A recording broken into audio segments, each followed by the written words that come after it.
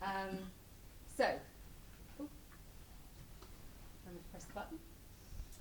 Storytelling is becoming more immersive and experiential in some forms. So I want to dig into some of the questions that we're thinking about today. Particularly, do we need new paradigms for thinking about story? Is a traditional 3-act story structure still relevant? And is story still king or queen? Obviously, as far as I'm concerned, it's a queen, not a king. But just before we do that, I just want to explain how I got here. Obviously, not driving here today, but what my background is and how I've arrived at this point. So I was 9 years old when I first heard binaural sound, which is immersive sound. If anybody wants a detailed explanation, come and find me afterwards. And I was totally hooked. But it took me a little while to get back to that. I went on to work at the BBC for a long time, reporting and presenting documentaries. I put this in just to show you how incredibly glamorous my life was. But we haven't got the audio. That's the biggest landfill in the country. So that was a high point in my career. And then I went on to form my own company called Passport, which is what my original love really, which is immersive experiences, particularly immersive audio. We've done a load of stuff, Royal Collection, immersive experience about being Hurley, Tower of London, SS Great Britain, a whole bunch of stuff. If you want to know any more about that, come and talk to me afterwards. So through that work and making installations for museums and tourist attractions, alongside a bit of creative consultancy, a bit of game production, I kind of was pulled more and more towards VR and XR. So then, the last 2 years, I've been a producer at the BBC's VR Hub, which created a load of award-winning pieces, including Doctor Who, The Runaway, Make Noise. Again, loads of stuff. If you want to know more about that, come and talk to me afterwards. This is a whistle-stop tour, so don't want to get you too bored by my extensive history. And then I set up an MA in Immersive Factual Storytelling at UCL back in 2017. So we're now 3 years in. We've had 3 cohorts of 30 plus students, and their work culminates in a graduate project. Last year, one of them was for the Royal Horticultural Society's Chatsworth Show, which was a lot of fun. Terrible weather, but we still managed to get people sitting in headsets. And our alumni have gone on to work in all sorts of immersive companies and different related production companies. So all of that really is to say that I love stories, and pretty much everything I've ever done has been about storytelling from many different viewpoints. And that experience is now really sort of boiled down into immersive storytelling. So, do we need new paradigms thinking about storytelling? I'm going to focus specifically on, do the paradigms change if we're thinking about immersive storytelling? I used to be a total skeptic about VR. I thought it was just a fad. I've completely changed my mind. I now think it's so obvious that our future will be immersive. Why would we stick with 2D screens when we can go back to what we feel and enjoy most naturally, which is the 3D world? Headset aside, let's assume that the headsets become comfortable enough to mean that we can easily enter those worlds, but then why would you not go into 360 whenever you can? But for me, the most interesting thing about VR is almost its potential beyond entertainment as a societal tool, building our kind of understanding of the world. I think VR might have the power to shape our future. And storytelling is completely at the heart of that. So what we know, the known knowns, we definitely need a different mindset when we're thinking about immersive storytelling to if you're creating linear stories, or linear films anyway. But we're very much drawing from theatre and other media and other formats that have used these kind of concepts for ages. We're very much at the early stages, but it's just possible there might be a new direction. So I think it's kind of useful to remind us ourselves why we tell stories, because that's a fundamental way of thinking about immersive storytelling, which I think is kind of useful. So we were all sitting around the campfire, and those stories were immersive. They were reactive. They were interactive, and they would change dynamically depending on who we're talking to, and then we developed the technology to talk to lots of people at once, but we kind of lost the touch between the audience and the storyteller. And then the internet was supposed to provide us with the opportunity to make those connections again with our audience. possibly ending up with too many connections and actually baffling us with too much information. But connecting with people gives us meaning. And now we have a new way of connecting with people, which could be the future. Maybe not. Discuss. So we know that good stories give the audience a sense of emotional connection and of meaning and of validation. But this kind of storytelling, immersive storytelling, the one key element about it is where it's different-ish, because obviously there are some similarities, but where it's mostly different is that you are putting the audience at the center of the experience. And you have to be aware that they're there, even if they're not doing anything, they are part of what you're creating. So this is a kind of continuum of what the audience role can be in immersive storytelling. So let's start with the abstract, the ghost. So this is when you're just there, your presence isn't acknowledged, but you are you're in the situation. So it's the closest really to traditional film, and it's normally 360 video. So for instance, at the BBC, we made an experience about the Berlin Blitz, which some of you may have seen, which is pretty conventional in terms of audio-driven narrative with pictures that immerse you. I'll just show you a quick trailer. So you're present, but your presence isn't acknowledged, and you're not impacting the scene.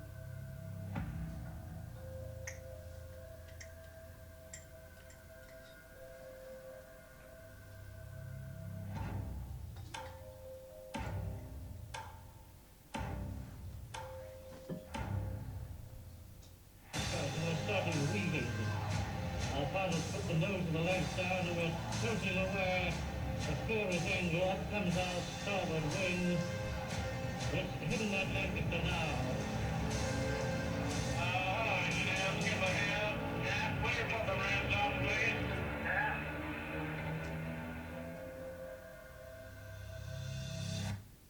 So a 2D trail doesn't do it justice because it's actually a headset-based experience.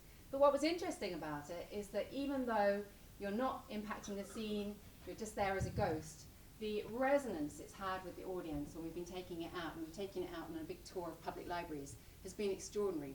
People are really coming out feeling very, very moved, and there's been real impact from that story. So even if you are at the sort of ghost level of interaction, it can still be very powerful. So let's move along that continuum. We get to you, or a version of you, where you are acknowledged, you're present in the scene, but you still don't have any impact on it, perhaps. But you recognise yourself, like a tennis game, if you were playing a tennis game in a virtual sense.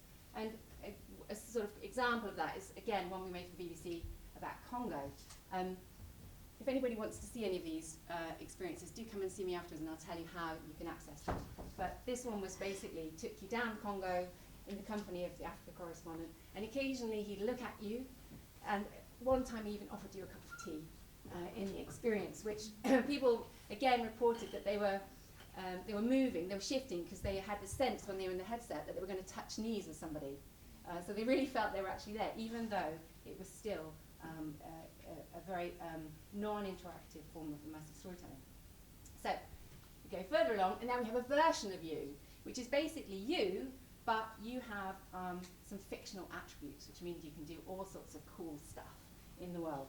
I was recently very lucky to hear from Moen Leo, I hope I pronounced his name right, who's the narrative designer of Vader Immortal. I don't know if anyone's played Vader Immortal yet, but if you haven't, you really should. Again, I just thought I'd break the tedium of my voice with a little trailer to tease you.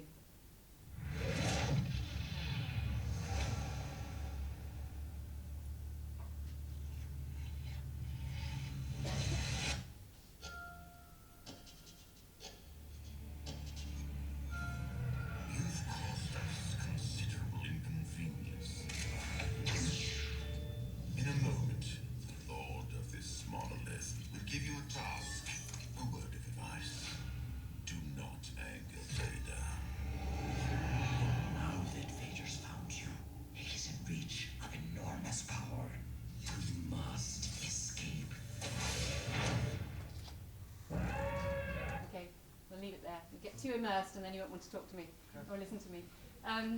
and some really quite interesting things that that were thought about in the making of that game. And it is a game, but it's got a very strong narrative thread. One of them is that you've got these fictional attributes, and one of those is that you are really important and you're essential to Vader. And because after all, if you weren't, he'd just kill you. So constantly you have to kind of prove your worth and your value to him. And that means you've got a very direct role in that experience, which changes the dynamic in a really interesting way, I think. And then we just go right to the end of this continuum. You can be, in VR, something or someone else completely. You can be a lobster, or you can be Rebel Queen Nefertiti, which is made by a colleague of mine for Sky Interactive. And what was kind of remarkable about it is my BBC colleague came away from seeing this and said, I don't dance, and I was in that experience and I started dancing. And that, I feel, is the kind of ultimate goal you're aiming for, is when the audience yields, they give over, and they're totally in the space, and there's so much in the space they don't even realise there's a world up there, but people are watching them dancing with a headset on. And when you get into that kind of fully interactive, you're now in that world, you're no longer you, but you're maybe a version of you. There's all sorts of kind of things you need to think about and consider. So just to remind us, we know that good stories create emotional connection and meaning and validation. And interactivity, perhaps, creates the next level of audience connection, or does it? Well, if it's good, it might do. I don't know if anyone remembers this. Money.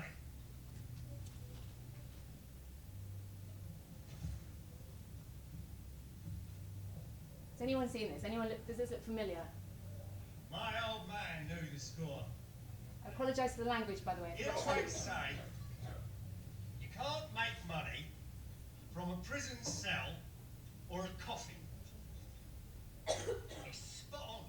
So that's a little clip from London Heist, which was a Sony PlayStation game released back in 2016, which is an eon ago in virtual reality terms. And the amazing thing about it was that you light that cigar. I mean, the longer clip shows me fumbling around, dropping this lighter, picking it up, all while the dialogue is going on. Then you light the cigar, and then if you inhale, the cigar glows. And if you exhale, there's smoke. And you go, whoa! And it's the first, many people have found it, I as well, for me, it was the first time when you actually felt, oh my goodness, this is totally convincing, I can absolutely be there. We've moved on. Let's fast forward to my favourite game at the moment, Vader Immortal. And we've developed a lot since 2016. We know much more about how to interact with the audience and how to keep them at the centre of the story.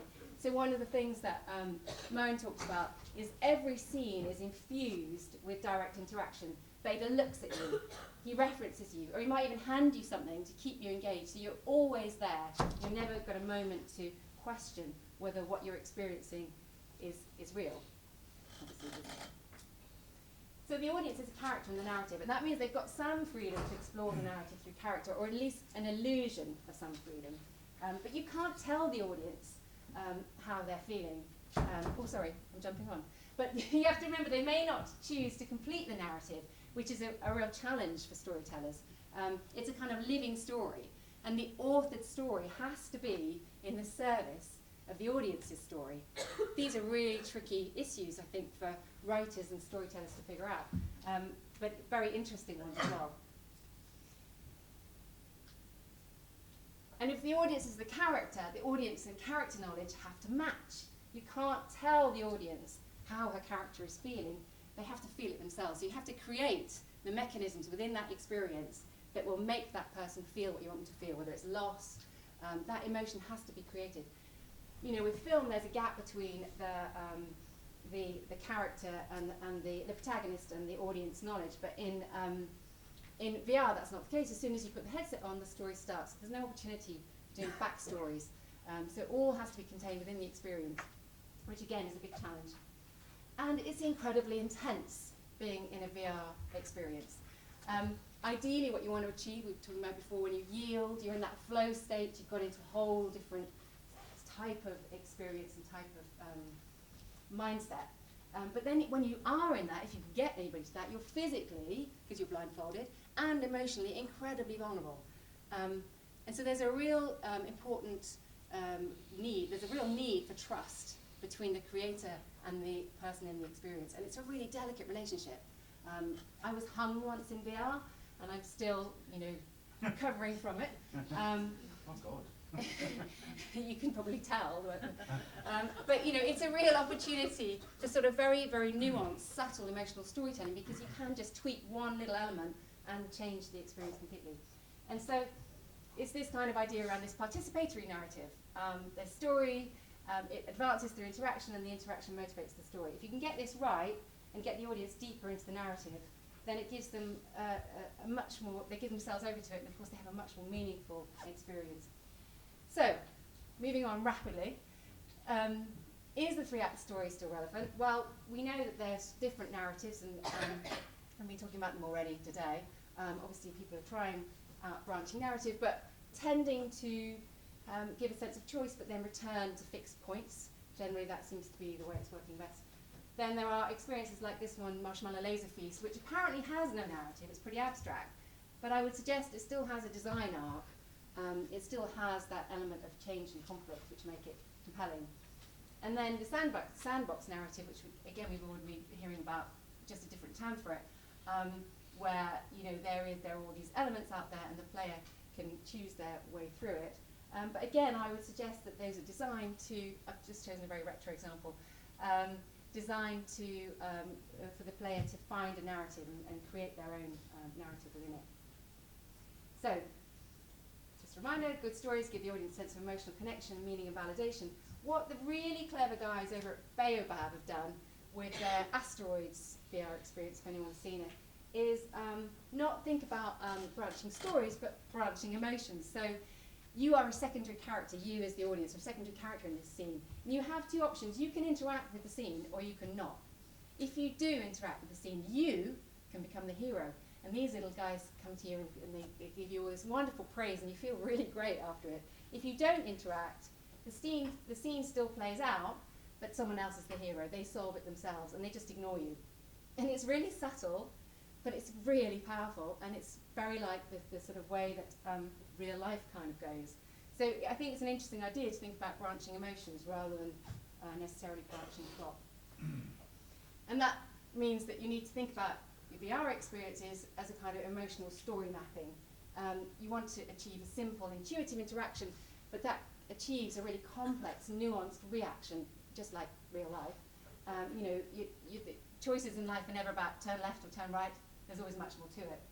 And so I think one of the most successful ways of doing that is kind of taking nodes from real life and then augmenting them. And as I say, using techniques that we already have from theatre, audio, and games, and kind of going beyond entertainment. There aren't any silos in VR. It's not, or there may not be in the future, entertainment or physics or science. They all kind of synthesize together, which I think is a real opportunity for kind of exploring how to use narratives in all different contexts, very much sort of cross-disciplinary exploration. So is story still king, queen? Yeah, story absolutely matters, always. This is a very specific example of a story being used in VR in a real-world application that I thought you might find interesting.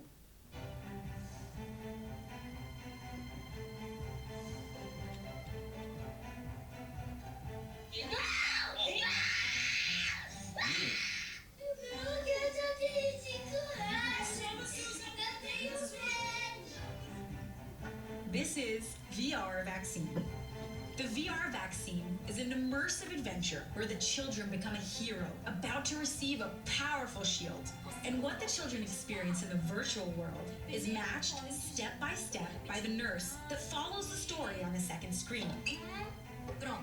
All simultaneously, calming and entertaining the children while helping the nurse to better perform in the vaccination. They get the jab when they get their badge for being a hero. Don't quite know what that's doing to the psyche of the future generation, but it's quite interesting. So, where next? Maybe we are moving away from the archetypal hero journey. Maybe we are moving to something new, where we're perhaps thinking less about extractive narrative, where we're going and imposing our narrative, and more about emerging narrative. I mean, for those game players amongst you, you know, emergent gameplay has been around for a long time, and one of the frustrating things about it is it often kind of lacks that emotional impact that you can get with some more linear games, like Minecraft is a good example of emergent gameplay.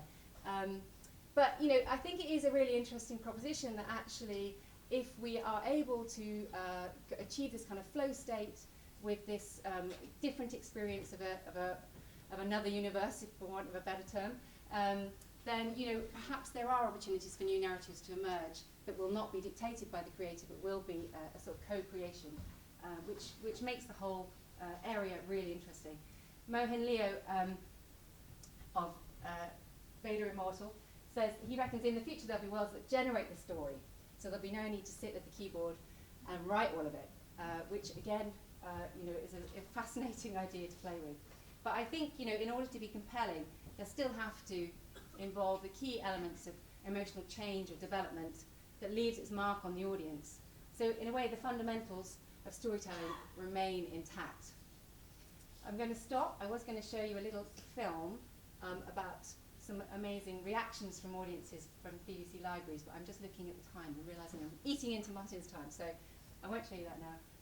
And I'll just say, thanks very much. So, hello everybody, thank you for coming.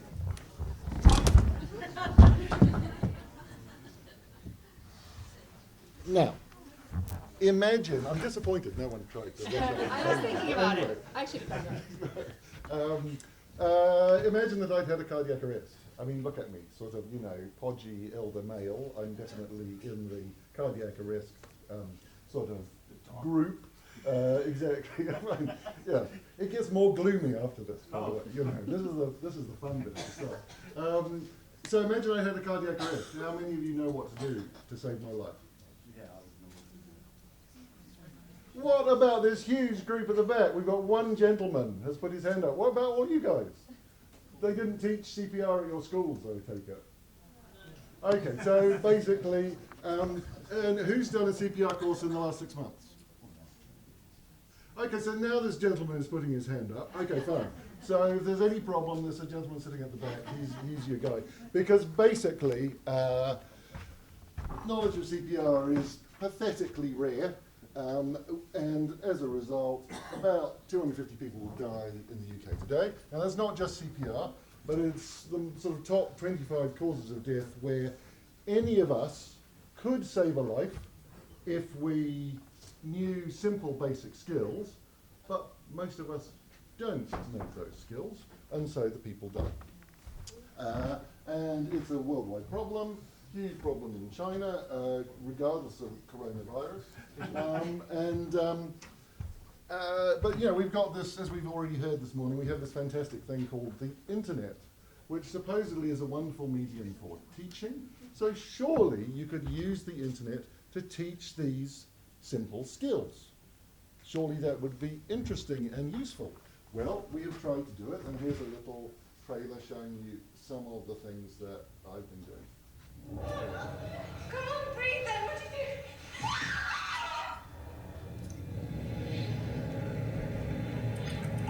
Call for an ambulance!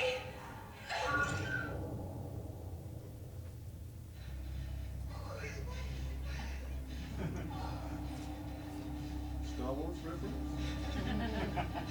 You recognize? Stay.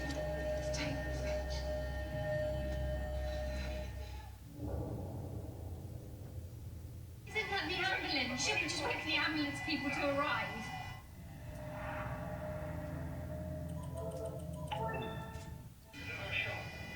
No, we can't wait.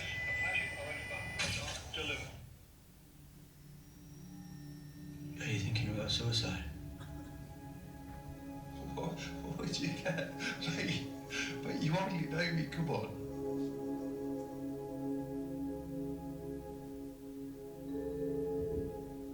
Woody, are you thinking about killing yourself? I think about it all the time.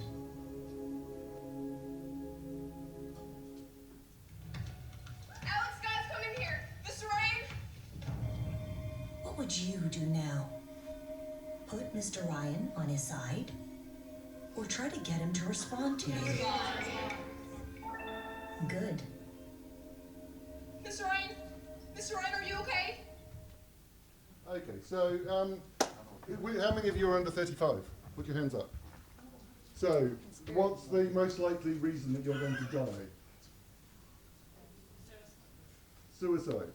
So, you saw a film there which is completely free. All those films are completely free, but please go to realtalk.film, which is an introduction about how to talk to someone who's feeling suicidal, because if you guys are under 35, that is the thing that you really need to know. And as with all these skills, there's shocking ignorance, and please go to that site, try and learn something. So, quick origin story. In 2004, I did a CPR course. It was this sort of thing, tea and biscuits, all very nice and polite. And this is what's called face-to-face training. Now, face-to-face training sucks. And talking to the paramedic who gave the talk, I started to understand this, and multiple doctors and paramedics have said the same thing since. It's extremely expensive. It's very polite, so it's completely emotionally unrealistic. It's boring and forgettable, partly because there's no story. You've just got this funny piece of plastic and you go boom, boom, boom. Then 3 months later, there's your mum on the floor, covered in vomit and broken glass, and there's no link between the crisis and the training. It's inconvenient. It takes hours to do one of these courses, even if you can find one. So that was 2004. I thought, okay, surely we can come up with a much better way to teach this stuff. Surely we could evolve story and do all sorts of kind of interesting things to help save people's lives. And, you know, saving people's lives, who is not going to want to fund that, right? You would think. Wrong. So, by 2011, I'd managed to raise half the money from something called the UKTI, which gave me 50% funding, which was very nice. Now then I went to, we're streaming this so I can't be super explicit, but in the UK there are 2 big charities that teach emergency skills. I went to one of them and I talked about this fabulous new way that we could teach people to save lives. And I had an interesting meeting with a nice guy, and then I came back with the feedback, which was no. But I wasn't daunted. I found another charity, which you also all know, and told them about this fantastic new thing we were going to do, and they didn't even give me a meeting. It was just no right away. So this is just relating this to the idea of the evolution of story. One of the points of my talk is that if you are, especially if you are a young person and you're thinking, whoa, I'm going to evolve story, it's going to be fantastic, don't expect people to welcome it. Because unevolved story has lots of fans, as we will find out. Okay, so I found a tiny charity called the Resuscitation Council UK, which significantly did not have a business based on teaching people how to save lives. It was just a bunch of doctors. They said yes, and so we made Lifesaver. We use the power of film, but we turn viewers into doers. So here's a choice. So this happens, will happen hundreds of times today. Guys collapse. No one knows what to do. Let's say this is you. You're not a first aid expert. What do you do now? So here we got a hopefully fairly straightforward choice. Get involved or try to help. Okay, now this choice. Do we do the health and safety thing and check for danger, or just run to him now? Madam. Anyone? Check for danger. Run to them now. Get the hell out of them. Get the hell out of it. Okay, we don't have that option. Okay, let's try run to them now. And you get hit by a bicycle. Now, this is a choice that doctors get wrong all the time when they play this. So it's one choice, and it teaches you something you didn't expect, which is check for danger if you encounter an emergency situation. So when you do CPR, you do it by moving your device up and down 2 times a second. If you're too slow, the guy in the film will die. If you're too fast, the guy in the film will die. Now, why would it not work in schools? Because they want to kill the guy all the time. Let's have someone at the back. Why would it not work in schools? Huh? Madam, why would it not work in schools? Some people are immature. You might get beaten up by an No, more irate fundamental. man. Think about devices. Exactly. Did you all have one person, one device at your school? No. I got talking to an American professor, doctor, and working with her, we developed this. This is Heart Class. And so this is taking the same approach, which we originally did for one person, one device, and we reworked it so that it works for a class of 30 people. We split the class into two teams, and each team competes against the other. If you're interested in playing it, we are going to play it this afternoon in a side stream. So if you want to learn how to save someone's life and see the future of storytelling, you can do both at the same time. Plus, we are also going to have the evil twin of Heart Class, called Mercy or Justice, which is similar sort of approach, but much more wicked. It's the multiverse, evil sort of demon version of Heart Class. Okay, so soft skills, as we saw, we've got suicide prevention. And so these are Lifesaver VR. Dinah has already talked brilliantly about VR, so I won't go into that. But we can do this in VR as well. Heart Class and Real talk about suicide. We've got lots of BAFTA nominations, that sort of thing. More than 1 million plays worldwide. This is Adam Kelly. What did this guy do?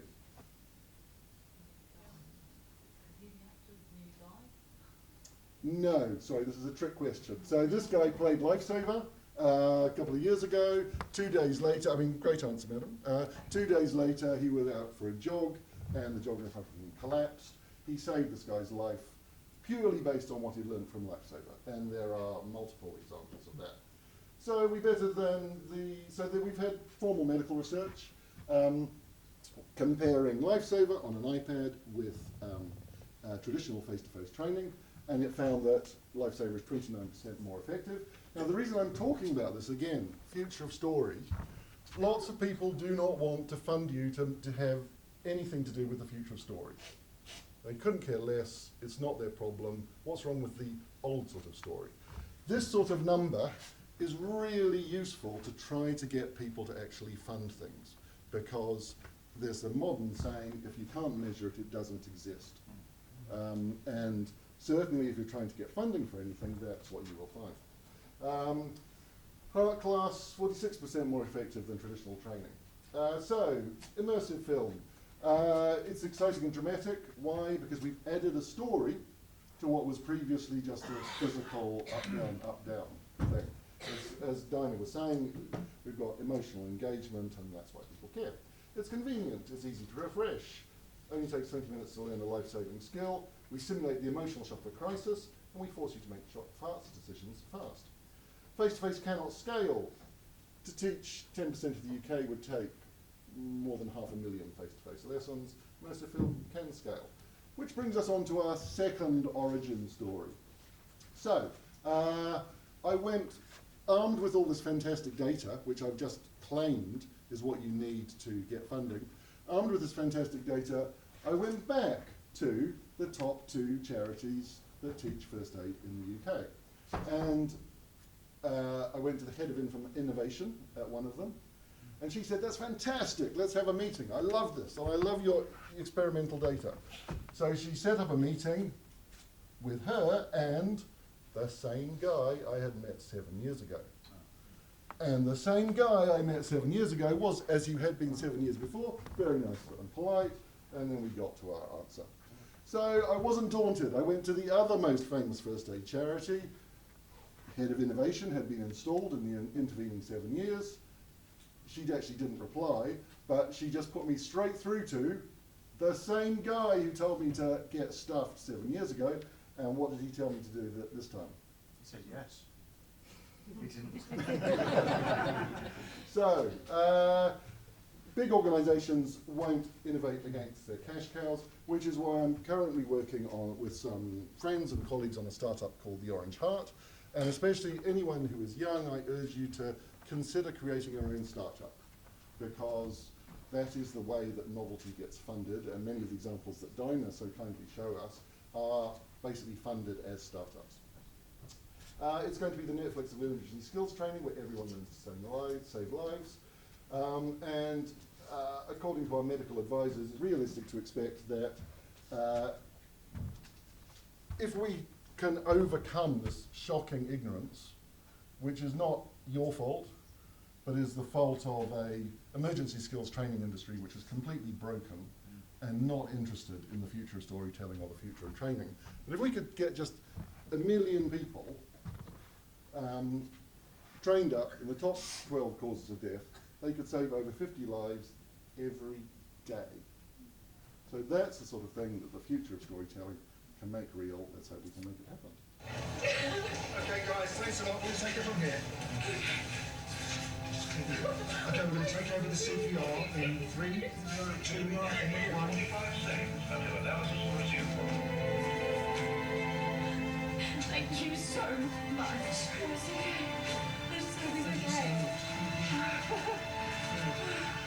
Well done. You did a brilliant job. Well done.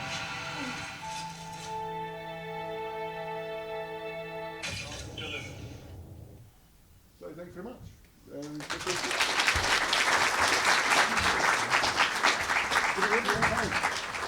No, I think we're way over. Oh, we've got wheels. Do you want to take questions? If we've got time, Yeah, you've got time. it's Someone might your need a cup party. of coffee. I have a question at the front. Thanks to both of you, but I was disturbed by that, Martin. my work is done. I was disturbed by many things. I mean, I'm sitting here, like, I feel like I'm quite anxious after watching them.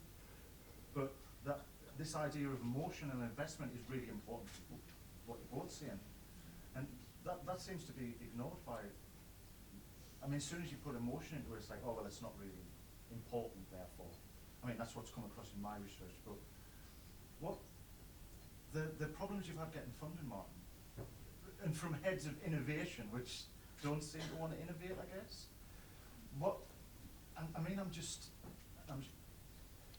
You've been speaking for what, 10, 15 minutes here? I'm sold.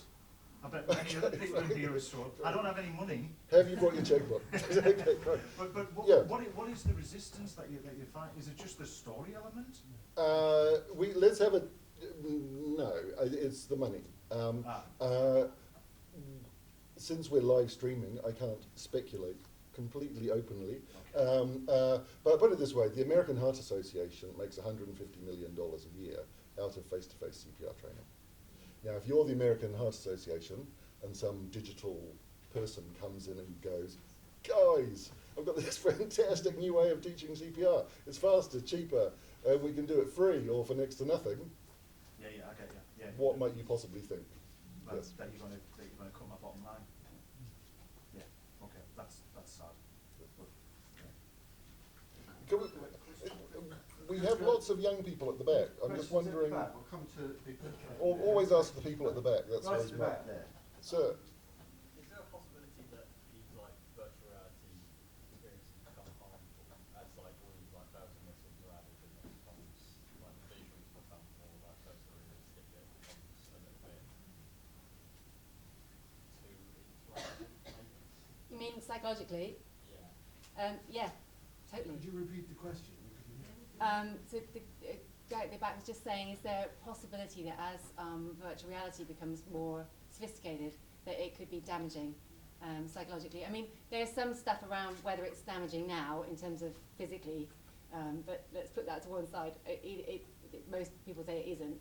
But yeah, absolutely. And there are a lot of questions around the ethics of it all because, you know, an experiment put small children into a VR headset in which they swam with whales. They came out and they believed they'd actually swum with whales. You know, so this is, I mean, there's a huge opportunity there in terms of changing perceptions and affecting people's behaviour. But obviously the counter side to that is it's a massively complicated ethical thing. So yeah, there is. Is it possible that VR and immersive technology better for experiences than narratives, like swimming with whales, for example? I don't think so, but that's my personal view. I think that's always going to be better if it's got some sort of emotional connection, some sort of opportunity to change or have impact on the audience. That's sort of my observation and our experience, particularly when we work in BBC stuff. We really went for very strong narrative driven VR. And what we then found when we've taken that out to all these libraries around the country and got really very rich data, which I can share with you, the blog that details some of that, is that people really responded to it. And so it feels like, and it's very early days, but it feels like the combination of the experiential, so the kind of lateral with the linear, is where we want to be heading, because those opportunities to really go into a new state of consciousness, without wishing to sound like I'm on some nice drugs, but at the same time, have that emotional connection that you get from a story. That's the really exciting place that I hopefully we'll be able to create stories in that space, and that might have a real impact, I think. I mean, I think, sorry, I just want, I think experiences can be emotional and visceral, and I think they offer a really interesting path. So if you look at a movie, for example, like Gravity, or even 1917 recently,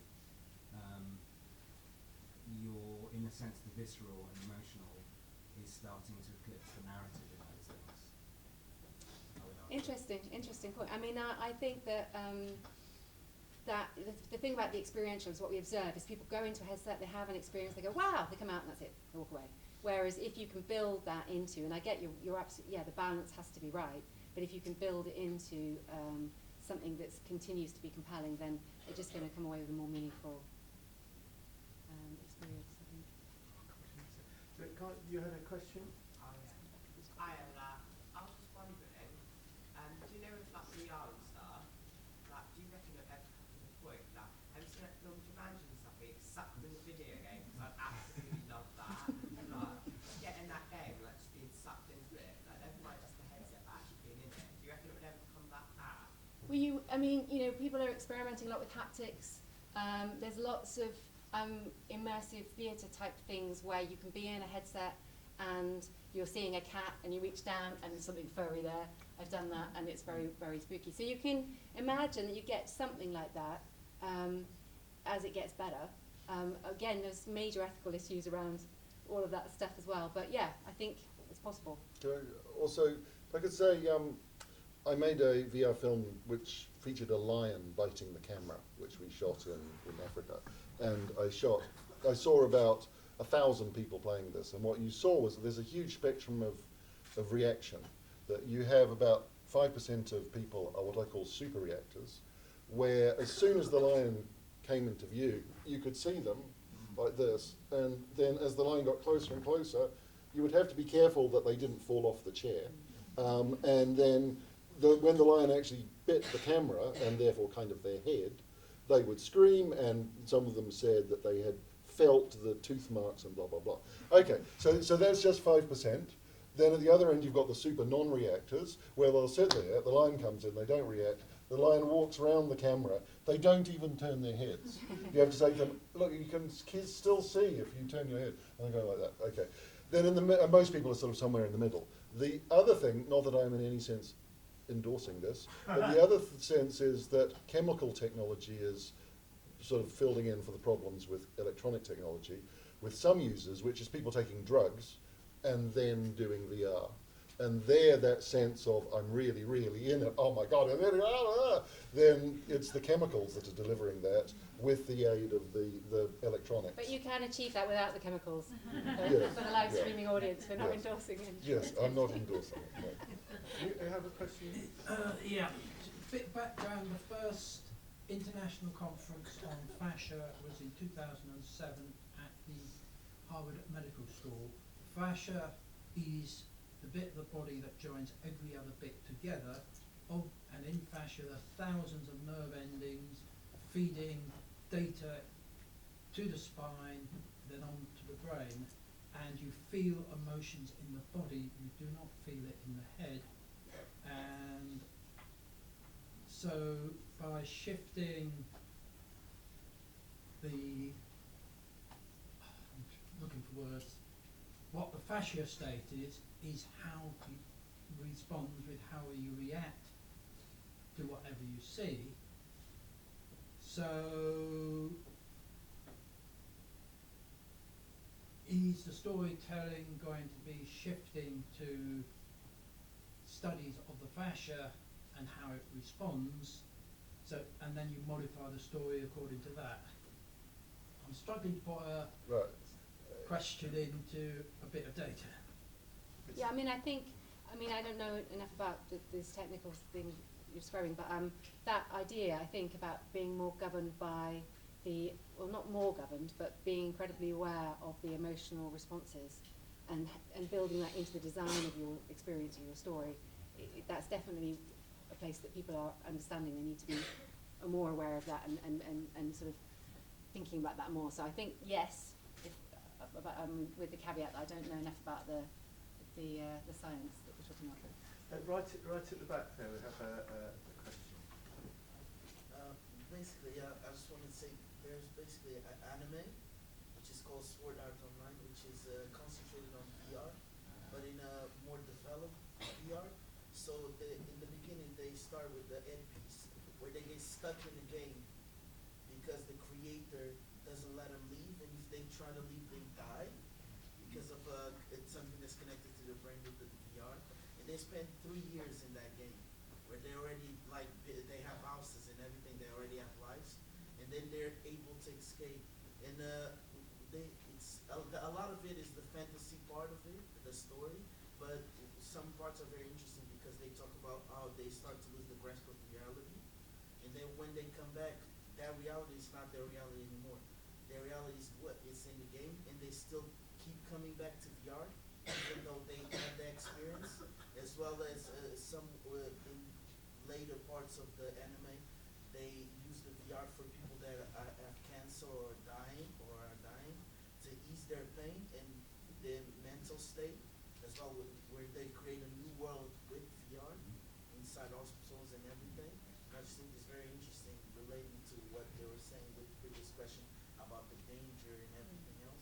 I mean, it's those kind of themes are around a lot. You know, Ready Player One obviously envisages that world where you go into your headsets and you have your alternate existence. And it is, yeah, there are some major issues around it. There are some major positives as well in terms of the way that VR is working with elderly people, dementia issues, and indeed in terms of changing perceptions.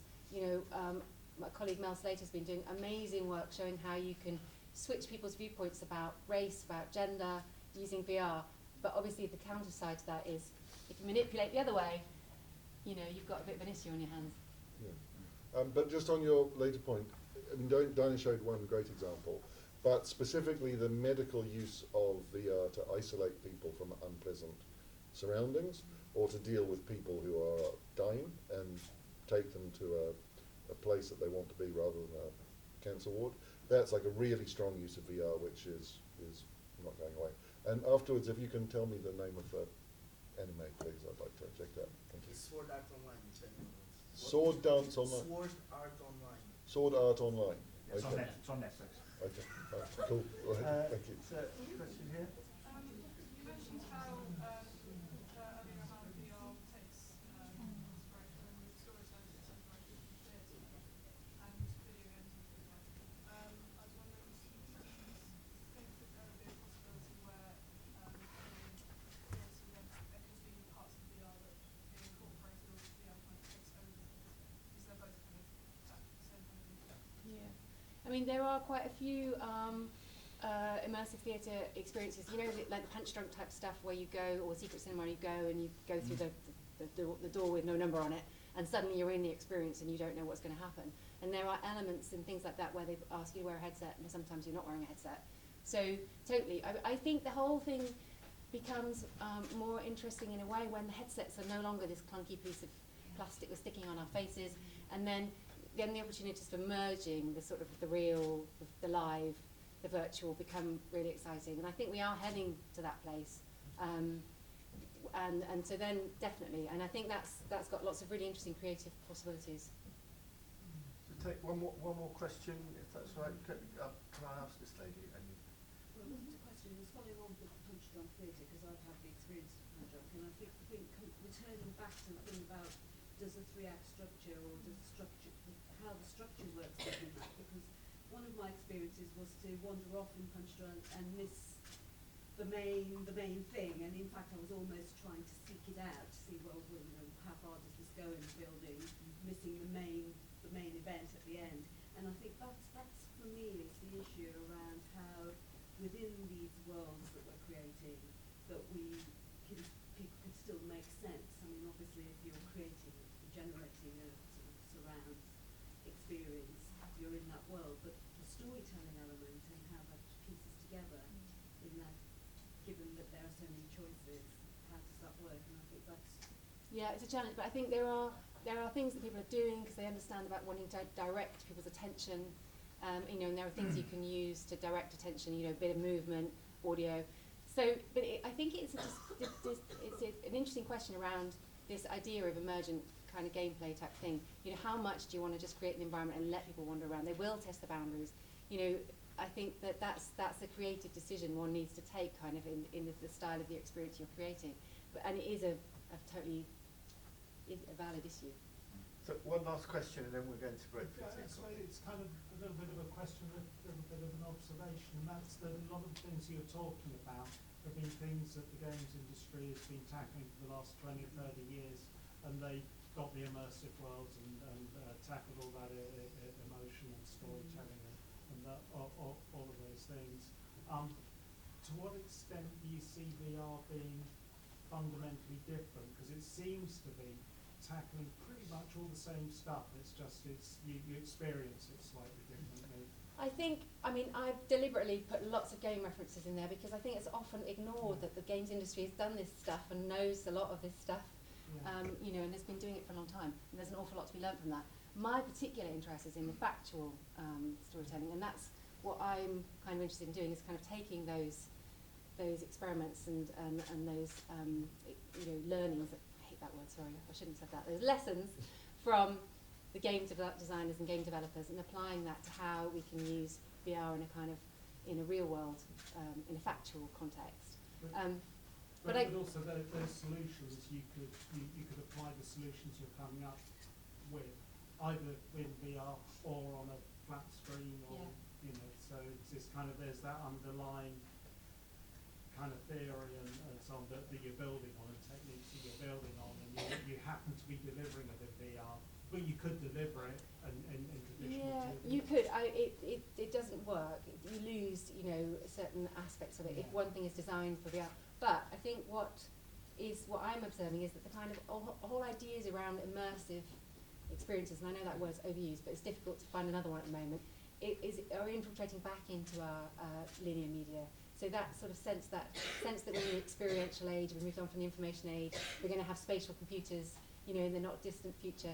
All of those things are coming into our mainstream. So I think the ideas around immersive and that sort of emotional connection and trying to achieve that altered state, maybe, you know, are having an impact on our other media. So I think that's possibly where it's developing.